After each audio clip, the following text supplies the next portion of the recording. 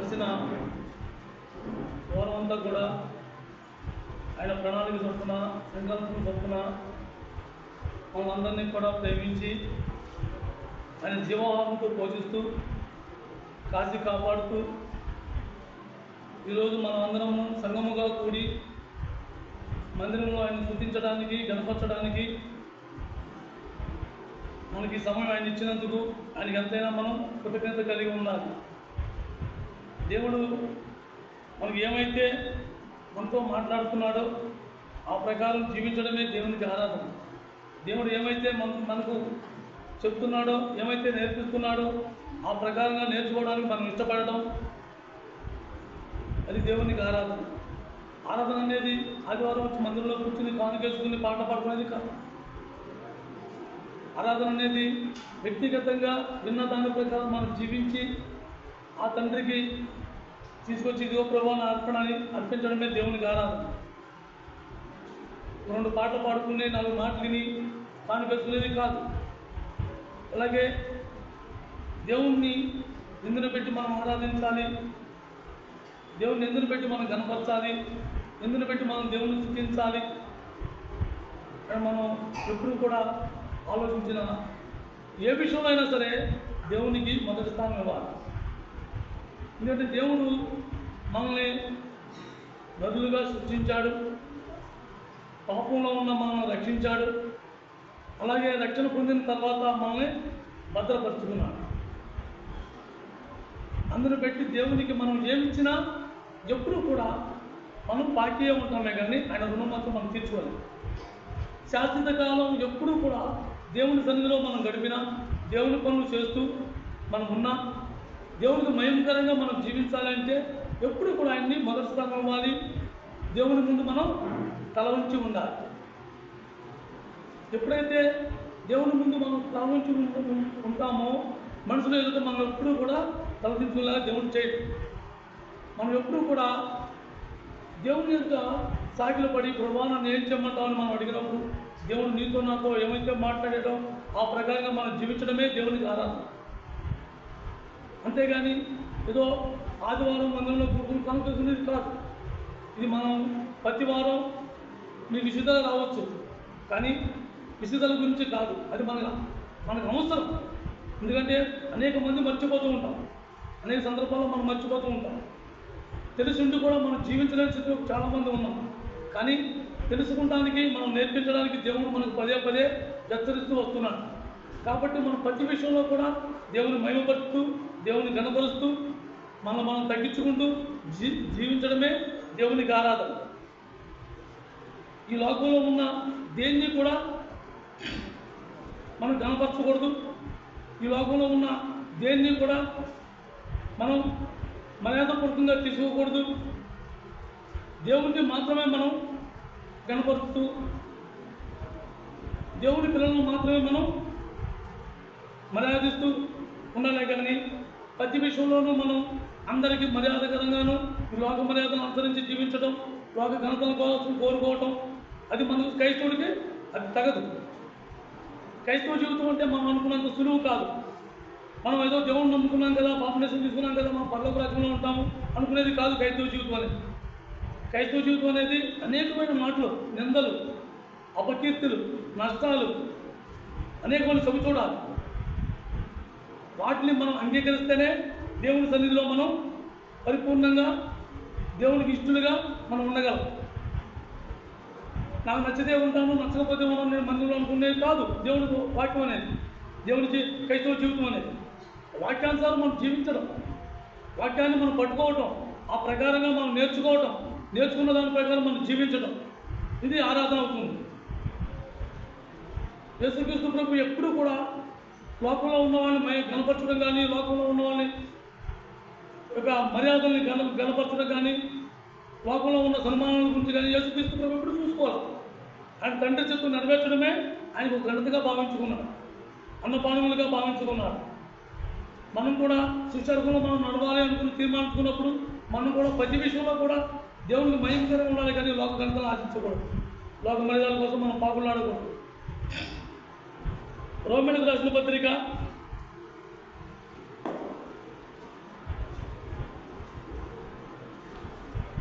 Page number 142, రోమేయులకు రాసిన పత్రిక 12వ అధ్యాయం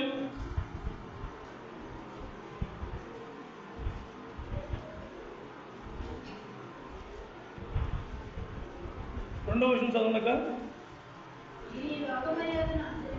ఈ లోక మర్యాదలను అనుసరింపక ఉత్తమమును అనుకూలమును సంపూర్ణమై ఉన్న దేవుని చిత్తమేదో పరీక్షించి తెలుసుకున్నట్లు మీ మనసు మారి నూతన మగుడు వలన రూపాంతరం పొందండి. దేవుని సన్నిధిలో వచ్చి మనం కూర్చున్నంత మాత్రాన దేవునికి గొప్ప కాదు. దేవుని సన్నిధిలో ఉండి దేవుని మాటిని మనం కూర్చున్నంత మాత్రాన దేవునికి గొప్ప ఘనత కాదు.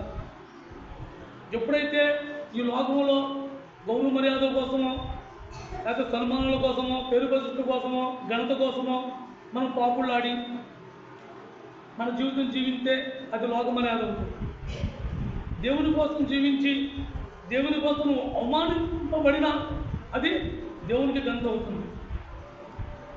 కానీ మానవుడు ఎప్పుడు కూడా తన ఘనత తను పొగుడుకోవటం, తను ఘనపరుచుకోవటం, తను సంతోషపరచుకోవటం, తన ఆనందం కోసం పాపులాడుతూ ఉంటాడు. కానీ లేఖనం ఏం చెబుతుంది? ఈ లోక మర్యాదను అనుసరించవచ్చు. ఈ లోక మర్యాదలు అంటే ఏంటి? నా ఇంటిని నిన్ను పిలవటం, నిన్ను సన్మానించడం, నిన్ను ఘనపరచడం, లేకపోతే నువ్వు నన్ను పిలవటం, నేను నిన్ను పిలవటం, లేకపోతే నువ్వేదో చేస్తే నిన్ను ఇంకా ఘనంగా చేయాలని నేను అనుకోవటం, ఇలాంటివి ఈ లోక మర్యాదలు. ఎవరైనా ఏదైనా చేస్తే దానికైనా నేను గొప్పగా చేయాలనుకోవటం ఇది లోక మర్యాద. ఒక వ్యక్తి కనిపించగానే వాడు కొద్దిగా అధికారంలో ఉంటే చేతులెత్తి దండం పెట్టడం, అంటే సన్మానించడం, గౌరవించడం, ఇవన్నీ కూడా మనం మెప్పించుకోవడానికి లోక మర్యాదను అనుసరించడం. కానీ అసలు ఉత్తమం అంటే ఏంటి? ఉత్తమమైంది ఏది? దేవుని ఉద్దేశంలో ఉత్తమమైంది ఏది? దేవుని చిత్తమేది? సంపూర్ణమై ఉన్న దేవుని చిత్తమేది తెలుసుకుని ఆ ప్రకారంగా మనం నూతన పరచబడితే మనం దేవుని స్వరూపంలోకి రూపాంతరం పొందుతాం.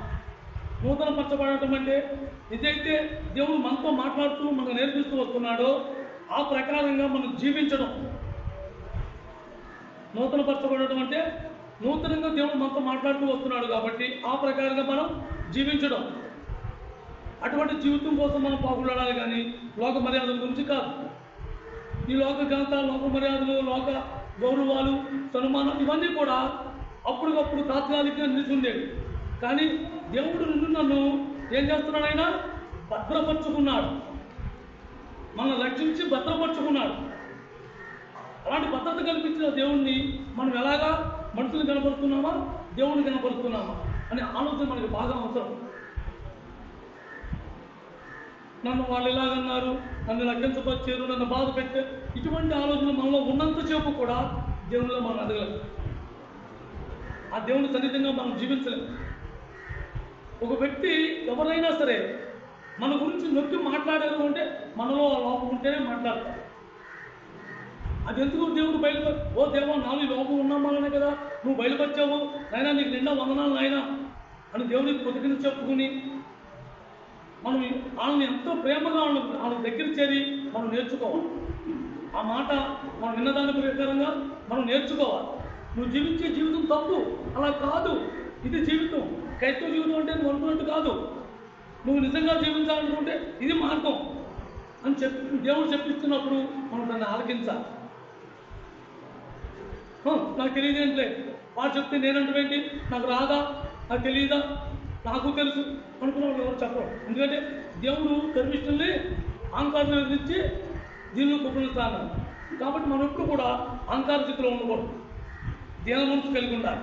ఈ లోక మర్యాదలను అనుసరించాము అంటే మనకు గర్వం వస్తుందే కానీ దీన మనసు రాదు.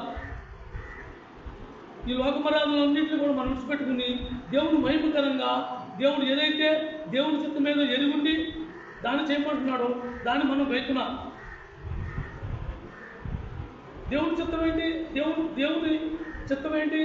మనం ఎప్పుడు కూడా ఆయనమే ఆధారపడి ఉండటం, ఆయన్ని మనం తెలుసుకోవటం, ఆయన్ని మనం ఘనపరచటం, ఆయన్ని మనం స్తుతించటం, ఆయన ఎప్పుడు కూడా ముందుగానే మనం నడిపించుకోవడం, ముందుగానే ఆయన్ని గణపరచుకోవడం, ముందుగానే ఆయన గురించి తెలుసుకోవడం, ముందుగానే ఆయనతో మనం మాట్లాడటం, ప్రతి విషయంలో కూడా ముందు ఆయన మనం పెట్టడం.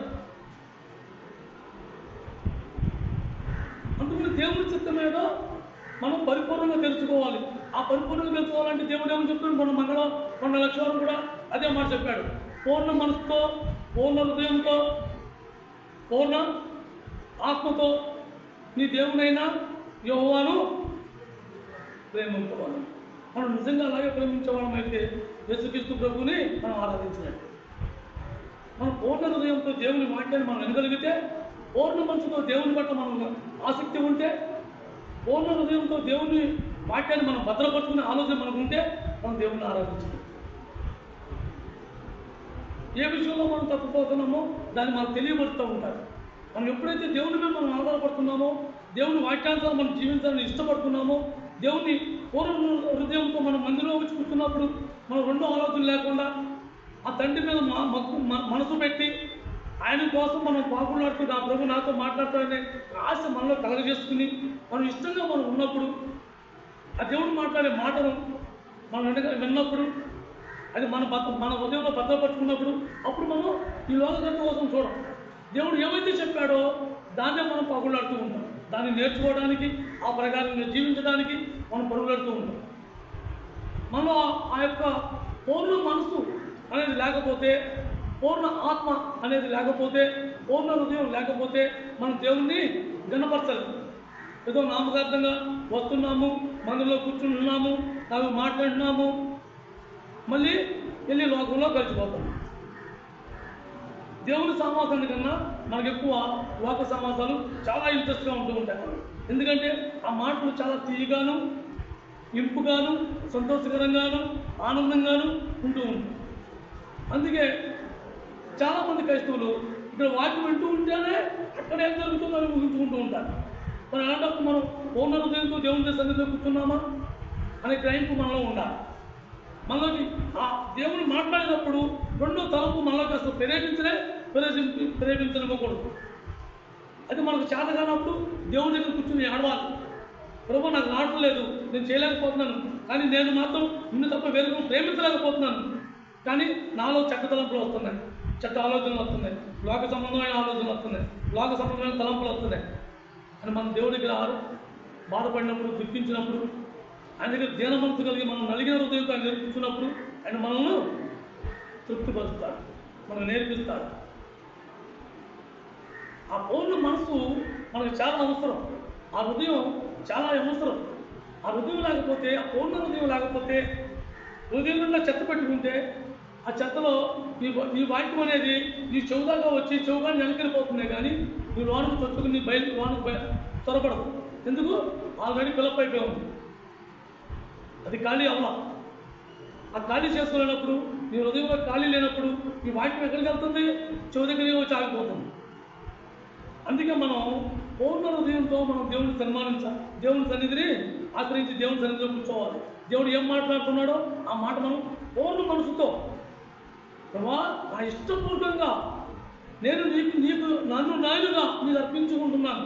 ఇదిగో ప్రభా నాతో ఏం మాట్లాడుతావు నువ్వు మాట్లాడు, నాతో నువ్వు ఏం చెప్తావో చెప్పు, నా ప్రకారం నేను జీవించడానికి నేను ఇష్టపడుతున్నాను, నన్ను నువ్వు నడిపించు, నేను నడవలేకపోతున్నాను అని మనం కూర్చున్నప్పుడు దేవుడు మనకి అన్ని స్పష్టంగా బయలుపరుస్తాడు.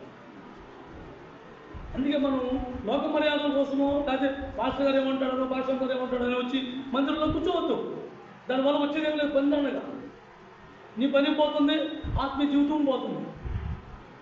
వచ్చి కూర్చున్నాము అంటే దేవుని విషయంలో ఏదో ఒకటి మనం పట్టుకోవాలి, నేర్చుకోవాలి. నేర్చుకునే స్వభావం ఉండాలి. ఎందుకంటే క్రైస్తవుడికి ప్రతి ఒక్కరికి కూడా నేర్చుకోవడం చాలా అవసరం. నేర్చుకోకపోతే మనం ముందుకు సాగలం. దేవాది దేవుడు కుమారుడైన యేసుక్రీస్తు ప్రభువు ఈ భూమి మీద ఆయన పొందిన శ్రమల ద్వారా నేర్చుకున్నాం. ఇవాళ నీకు అంతే శ్రమలు లేవు. మనం స్వేచ్ఛగా తిరుగుతూ ఆనందంగా గడుపుతూ దేవుని సన్నిధిలో వచ్చి కూర్చున్నాం. ఆ కూర్చున్న సమయం కూడా మనం దేవునికి ఇష్టపరంగా కూర్చున్నామా, మన ఆలోచన విధానం వేరేగా పెట్టుకుని వచ్చి నామకార్థంగా కూర్చున్నామా అని మనకు చాలా అవసరం అన్నమాట. దాన్ని మనం సరి చేసుకోవాలి. అలాగే దేవుడు ఇంకొక ఆజ్ఞ ఇచ్చాడు, రెండో ఆజ్ఞ ఇచ్చాడు, నిన్ను వలె నీ పొరుగు వారిని ప్రేమించమన్నాడు. మత్తయి సువార్త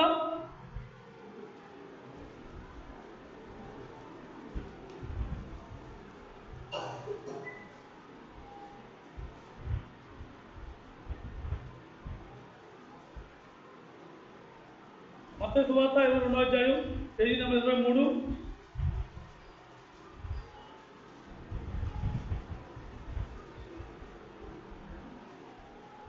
ఇరవై 29, 38, 39, 40 చదవక 38, 39, 40.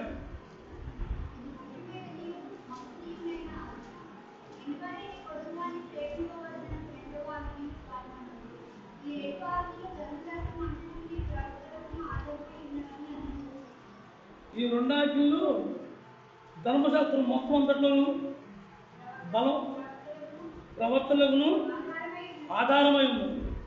అంటే మనం జీవించే జీవితం క్రైస్తవ జీవితానికి ఇది గొప్ప ఉదాహరణ. నిన్ను వలె నీ పొరుగు వారిని ప్రేమించు అంటే నేను ఎలాగైతే నన్ను నేనే సంతోషపరచుకోవాలనుకుంటానో అలాగే ఎంతవారి సంతోషం కూడా మనం చూస్తూ ఉండాలి. వాడు ఒకవేళ తెలియక ఏదన్నా తప్పుగా ప్రవర్తించినా వాళ్ళని ప్రేమించి వాళ్ళని మనం సరిచేసి వాళ్ళతో మనం మాట్లాడాలి. దేవుడు అలా కాదు, దేవుడు ఈ రకంగా మనం జీవించమంటున్నాడు కాబట్టి అని మనం హెచ్చరించి మనకు చేత కానప్పుడు దేవుని దగ్గర మనం మొరపెట్టాలి. మనకైతే చేత కాదు, చెప్పడం వరకే మనం సరిచేసేది ఎవరు? ఆ పరలోకపు తండ్రి, ఆయన సరిచేస్తాడు. యేసుక్రీస్తు ప్రభు. మనమైతే చెప్పే వరకు మన బాధ్యత. చెప్పాం కదా అని మనల్ని తోచినట్టుగా మనం కేకలేసి వాళ్ళేదో తప్పు చేసినట్టు, నేరం చేసినట్టు వాళ్ళని నేరారోపణ చేసి మనం చూపించడం కాదు. వాళ్ళకి ప్రేమగా మనం చెప్పాలి. అలాగే ఇష్టపూర్వకంగా హృదయపూర్వకంగా దేవుని దగ్గర ప్రార్థించాలి. ఆ బిడ్డను క్షమించు ప్రభావం తెలియదు చిన్నపిల్లలు అని మనం వాళ్ళ దగ్గర ప్రార్థించాలి. మనం నిజంగా మన పొరుగు వారిని ప్రేమించే స్వభావం మనలో ఉంటే మన పొరుగు వారి మీద ద్వేషం పెంచుకో, మన పొరుగు వారి మీద మనం పగలు పెంచుకో, మన పొరుగు వారి మీద మనం కయ్యాలు పెట్టుకో. మన ప్రేమ, దేవుని ప్రేమ మనలో ఉంటే మన ప్రేమ ఎప్పుడు కూడా ఎదుటి వారిని ప్రేమిస్తూనే ఉంటారు. వాళ్ళు ఎలాగున్నా మనకు అనవసరం, మన ప్రేమ మాత్రం యథార్థత ఉండాలి. మన ప్రేమలో మార్పు రాకూడదు. దేవుని ప్రేమలో ఎప్పుడు మార్పు లేదు. దేవుని ప్రేమలో మార్పు ఉంటే ఆయన వేద పండితుల్ని, శాస్త్రుల్ని, పరిచయాల్ని వీళ్ళందరినీ కాపాడేవాడు. కానీ వాళ్ళకి ఎందుకంటే బైబిల్ పూర్తిగా తెలుసాలి.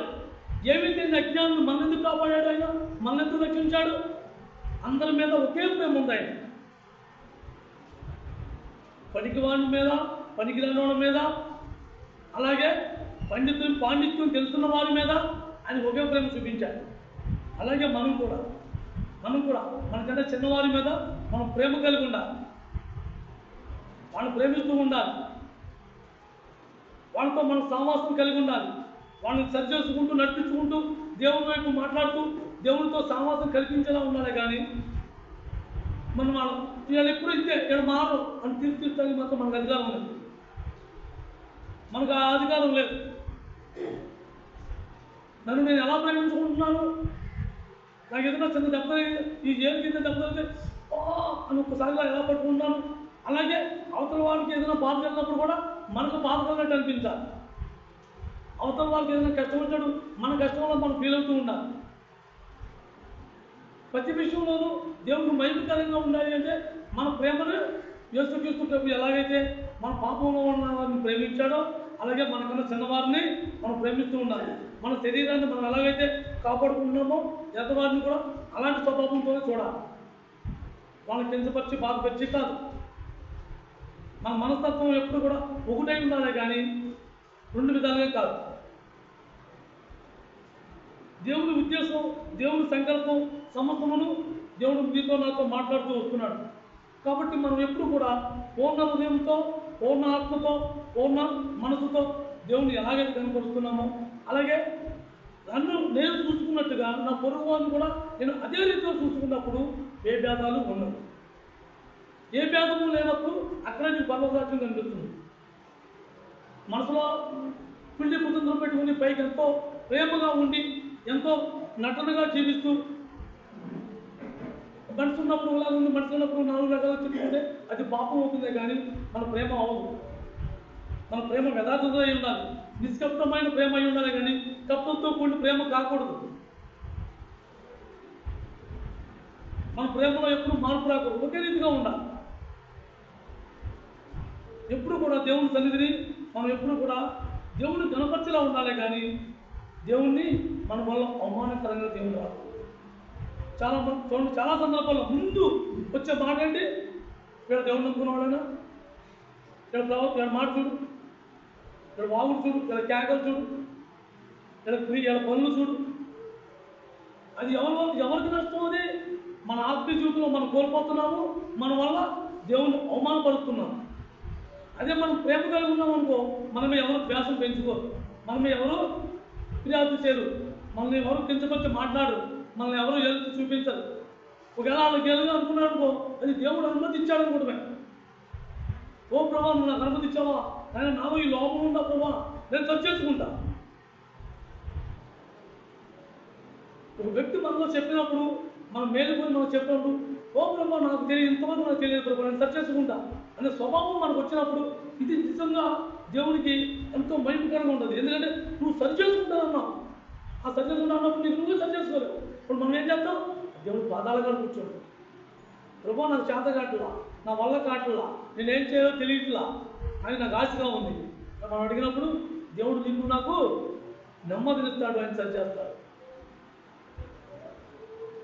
మాకు తెలియదా, మాకు వచ్చు, మేము దేవుడిని నమ్ముకున్నాం అన్నామా, మన సగం జీవితం పోయినట్టే. సగం క్రైస్తవ జీవితంలో సగం జీవితం కోల్పోయినట్టు. ఒక రకంగా దేవుడు ఇచ్చిన ఆజ్ఞల్లో అయితే సగం కాదు, పూర్తిగా పోయినట్టే. మళ్ళీ ఆ దేవుడు పూర్తిగా మళ్ళీ మొదటి నుంచి కట్టుకుంటూ రావాలి. ఆయన కట్టిన గృహాన్ని పూర్తి చేస్తున్నాడు. కాబట్టి ఎప్పుడు కూడా దైవికమైన మాటలు ఎవరైనా చెప్పినప్పుడు దాన్ని మనం అంగీకరించాలే కానీ దానికి తిరస్కారంగా మన ప్రవర్తన ఉండకూడదు. దానికి తిరస్కారంగా మన ప్రవర్తన ఉందంటే మనలో గర్వం వచ్చినట్టు. ఆ గర్వం వల్ల దేవునికి వ్యతిరేకం ఉంది. దేవునికి వ్యతిరేకం అంటే రక్షించి కాపాడిన దేవుడే మనకు వ్యతిరేకం అయిపోతే మనం ఈ భూమి మీద కానీ ఆ పర్వంలో కానీ మనం ఎలా జీవించగలం? కాబట్టి మనం ఎప్పుడు కూడా మన ప్రవర్తన విధానం కానీ, మన మాట తీరు కానీ, మన మనసులో ఉన్న ప్రేమ కానీ అది ఎప్పుడు కూడా కపటం లేకుండా ఉండాలి, నిష్కప్టమైందై ఉండాలి, ఒకే రీతిగా ఒకేలా ఉండాలి. ఎత్తు వచ్చినప్పుడు గంతులేసి, కోపం వచ్చినప్పుడు మార్చుకుంటాం, ఇలాంటి ప్రవర్తనలో మనలో ఉంటే దేవుడు దాన్ని అర్చించడు, దాన్ని అసలు అంగీకరించడు. దేవుడు మాట్లాడుతున్న ప్రతి ఒక్క మాటకు మనం విందాం, దాని ప్రకారం మనం అనుసరించి మనం రూపాంతరం చెందకపోతే దానికి రోజు దేవుడు ఖచ్చితంగా అడుగుతాడు, నీకెవరూ చెప్పలేదా, నీకు తెలియదా, నువ్వేమి విన్నావు, నువ్వేమి నేర్చుకున్నావు? దేవుడు అడిగినప్పుడు మనమే బాధ్యులు. విన్నందుకు ఇది నిర్లక్ష్యంగా ఉన్నందుకు మనమే బాధ్యులు. కాబట్టి మనకి చెప్పేవారు ఎవరైనా సరే ప్రేమతో చెబుతారే తప్ప ద్వేషంతో చెప్పరు. దేవుని మాట ఎవరు చెప్పినా నీ మంచి కోసం చెప్పే మాట ఏదైనా సరే అది ప్రేమతో చెప్తామే కానీ ద్వేషంతో అయితే చెప్పు. ద్వేషంతో అయితే నువ్వు చేసే పాపానికి కానీ, తప్పుడుకి కానీ, లోపానికి కానీ ప్రోత్సహించాలే కానీ దాన్ని ఖండించదు. నీవే ప్రేమ ఉంటేనే ఉద్దేశపూర్వకంగా నీతో మాట్లాడి నిన్ను సరిచేస్తా ప్రయత్నిస్తారు. ఇది మనంతా ఖచ్చితంగా మనం జ్ఞాపించుకోవాలి. మనం పొరుగువారిని ప్రేమించడం అంటే నువ్వు ఎక్కడి నుంచి వచ్చి వాళ్ళ వచ్చే ఏదో ప్రారంభించుకుని పేటాడని అని చెప్పుకునేది కాదు. నీ ప్రేమ ఎప్పుడు యథార్థంగా ఉండాలి, ఒకేలా ఉండాలి. ప్రేమాలు చెప్పేసి కవర్ ఇచ్చేసుకుని, శకలు ఇచ్చేసుకుని, ముద్రెట్టేసుకుని, ఇది కాదు దేవుని ప్రేమ. మన ప్రేమ ఎప్పుడు యథార్థతగా ఉండాలి, ఆ ప్రేమ దేవునికి మహిమకరంగా ఉండాలి.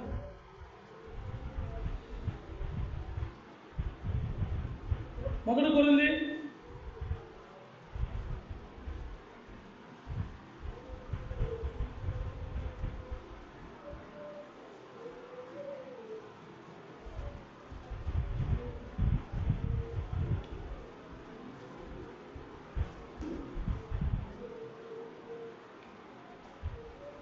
149 మొదటి కొరింథీ 6వ అధ్యాయం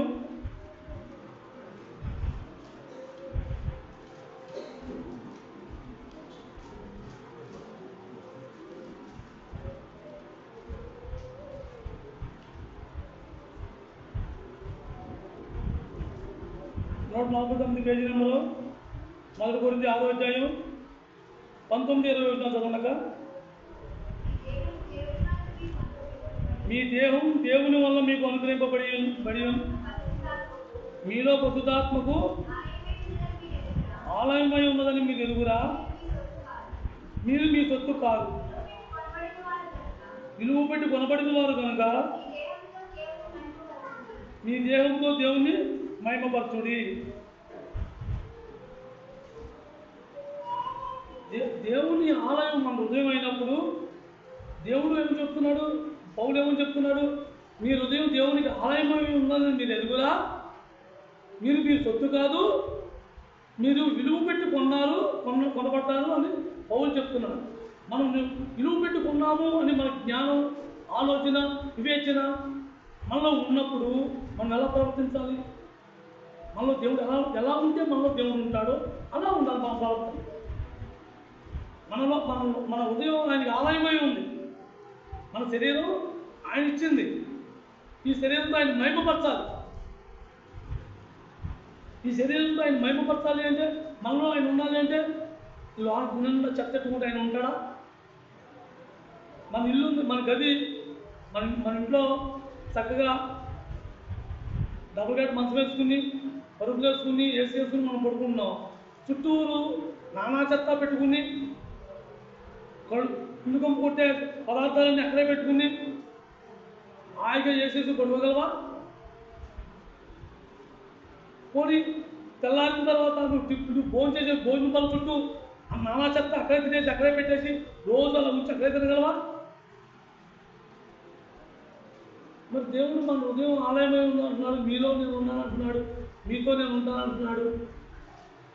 మరి మనం మన ఆలయాన్ని, ఆయన ఆలయాన్ని మనం ఎంత శుభ్రం చేస్తున్నాం, ఎంత బాగా గడుపుతున్నాం? మన గుమ్మాలో కోళ్ళో కుక్కలో ఏదో కొంచెం పాడు చేస్తే చీపురు ఇచ్చుకుని సరిపెట్టుకుని షాంపులు పెట్టి శుభ్రంగా కడిగేస్తూ ఉంటాం. మరి మన హృదయం దేవుడైతే కడిగాడు. కడిగిన దాన్ని మనం జాగ్రత్తగా చూసుకుంటున్నామా? మళ్ళీ దాంట్లో నింపుకుంటున్నామా? ఈ ఊళ్ళో లోపల ఉన్న చెత్త అంతా మనం ఏమి నింపుకుంటున్నామో మనకు మనమే గ్రహించుకోవాలి, మనమే తెలుసుకోవాలి. ఈ లోకంలో ఉన్న చెత్త మనకు అవసరం కాదు. మనం ఎన్ని రోజులు ఉన్నా ఇది మనకి అద్దె లాంటిది. అద్దెలు ఎవరైనా నాది అని అన్ని పనులు చేయించుకోగలడా? చేయించుకోడు.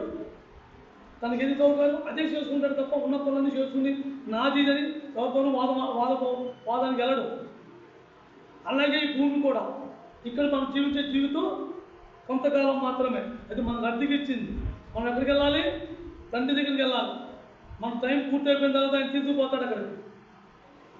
ఇక్కడ ఈ భూమి ఉన్నంతసేపు నీలో నాలో ఆయన ఉంటానంటున్నాడు.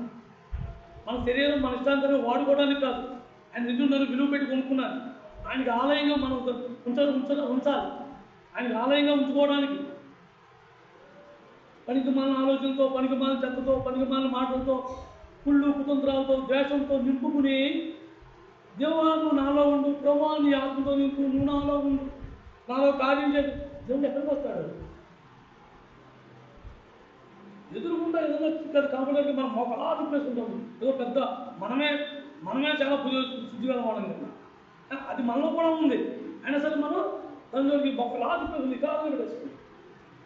మరి అలాంటి సృష్టికర్త అయిన ఆయన ఎలా ఉంటాడు నీలో నాలో?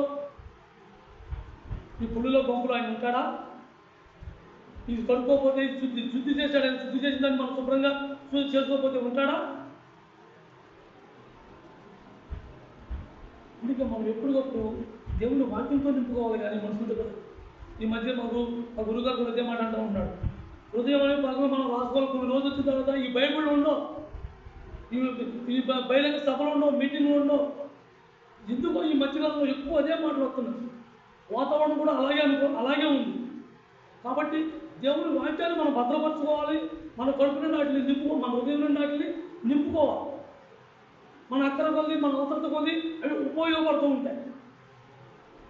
మళ్ళీ వాక్యం లేనప్పుడు నువ్వు ఎక్కడి దగ్గరికి వెళ్ళినా నువ్వేమని చెప్తావు? దేవుని నమ్ముకున్నావు, నువ్వేమి నేర్చుకున్నావు అంటే ఏం చెప్తావు? నువ్వు ఏం విన్నావు అంటే ఏం చెప్తావు? మొన్న రాత్రి వాక్యం ఉన్నారు కదమ్మా, వాక్యం మీకు ఏమన్నా అర్థమైందా అంటే సాంబార్ అన్నం గురించి చెప్తున్నారు.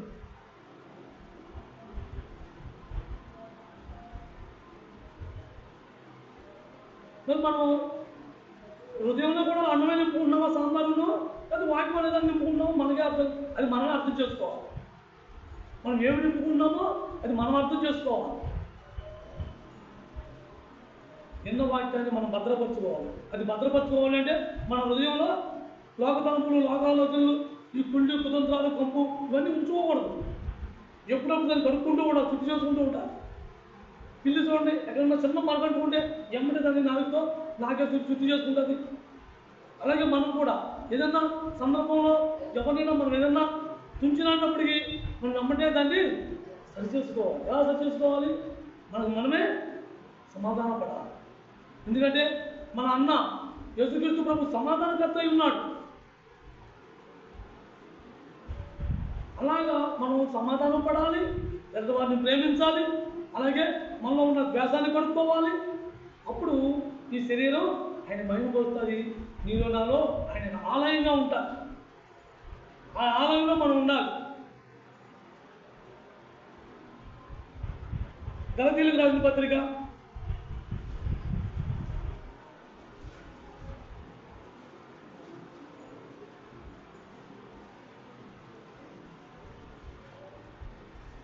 168, గలతీయులకు రాసిన పత్రిక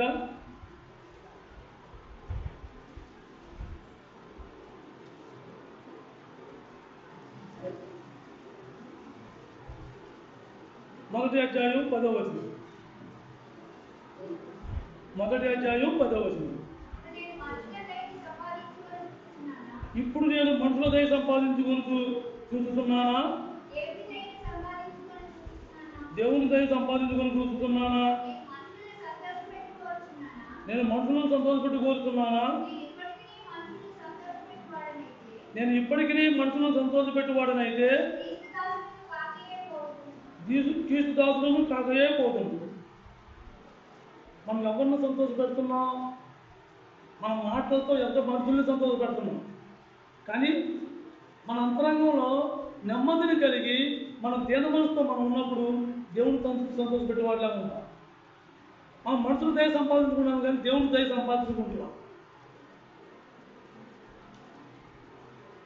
మా వాడు 10 మంది గలవాళ్ళు, మా వాడు పొద్దున ఏదైనా ఒక మా వాడు 10 మంది వస్తారు, నన్ను ఎవరన్నా అంటే మా వాళ్ళు వస్తారు అని నువ్వు వెళ్ళి వాళ్ళతో ఏకమైపోయి నీ ఆత్మీయ జీవితాన్ని, నీ క్రైస్తవ జీవితాన్ని పక్కన పెట్టి వాళ్ళతో ఉన్నంతసేపు వాళ్ళలో మనం కలిసిపోతే మనం ఎవరిని దయ తెలిసినట్టు? దేవుని దయ కోరుకుంటున్నామా, మనుషుల దయ కోరుకుంటున్నామా? అందుకే దేవుడు మనతో మాట చెప్తున్నాడు, మనం ఎప్పుడు కూడా లోకానికి భిన్నంగా ఉండాలి. లోకంతో సంబంధం కాదు. లోకంలో జీవిస్తున్నాం కానీ లోక సంబంధంతో కాదు. సముద్రంలో ఓడము కానీ ఓడలో సముద్రం లేదు. అలాగే మనం కూడా సముద్రం లాంటి జనమయంగా మనం ఉన్నాం. ఇంత మహాసముద్రం లాంటి జనంలో మనం ఉన్నాం. కానీ మనం లోకంలో కలిసిపోకుండా మనమే జాగ్రత్త పడుతూ ఉండాలి. మనుషుల దైవం కోసం నువ్వు పాకులాడేవా, దేవుడిచ్చిన ఆత్మీయ జీవితాన్ని కోల్పోతావు. దేవుడు నీపే కనికరాన్ని కోల్పోతావు. మనుషులను సంతోషపెట్టలేదు మనం జీవించామా, దేవుని సంతోషపెట్టలేదు, దేవుని మహిమపరచలేదు, దేవుని గణపరచలేదు. మనుషుల సంతోషం ఎలాంటిది? ఇవాళ వచ్చి నీ సహాయపడితే రాంగతి చాలా మంచోడు, చాలా గొప్పడు, కప్పులు ఏదైనా కష్టంలో ఆదుకుంటాడు, కప్పులు కనబడిపోతాడు. అదే నీకు నిజంగా పని నువ్వు రాలేకపోతే మొన్న ఏదో వచ్చాడులే, మొన్న నేను వెళ్ళానని అడుగు వచ్చాడులే, ఎవరి పని ఎవరు చేసుకుంటాడమ్మా. ఇలాంటి సంతోషం, దేవుడిచ్చే సంతోషం శాశ్వతమైంది. ఆ సంతోషాన్ని నుంచి నిన్ను ఎవరు వేరు చేయలేరు. ఆయన సంతోషం కావాలి, ఆయన్ని కనపరచేలాగా ఉండాలి. కానీ మనం కనపరుచుకుని మనం సంతోషపరుచుకుని దేవునికి విరోధంగా మనం ఏమీ చేయలేము. దేవునికి విరోధంగా మనం ఏమీ చేయలేము. కాబట్టి మనం ఎప్పుడూ కూడా దేవుని మహిమపరిచేలా ఉండాలి కానీ, దేవుని కనపరిచేలా ఉండాలి కానీ, మన పనులు మనం చేసుకుంటూ మనం సంతోషపరుచుకుంటూ మనంగా ఉండడం కాదు. ఎప్పుడు మన పనులు మనం చేసుకుంది మనమే చూసుకుంటూ మనం కనపరుచుకుంటూ లోకంలో ఉన్నవాళ్ళని కనపరుస్తూ లోకంలో ఉన్నవాళ్ళని సంతోషపరుస్తూ ఉంటే దేవుడికి మహిమ ఎలా అవుతుంది?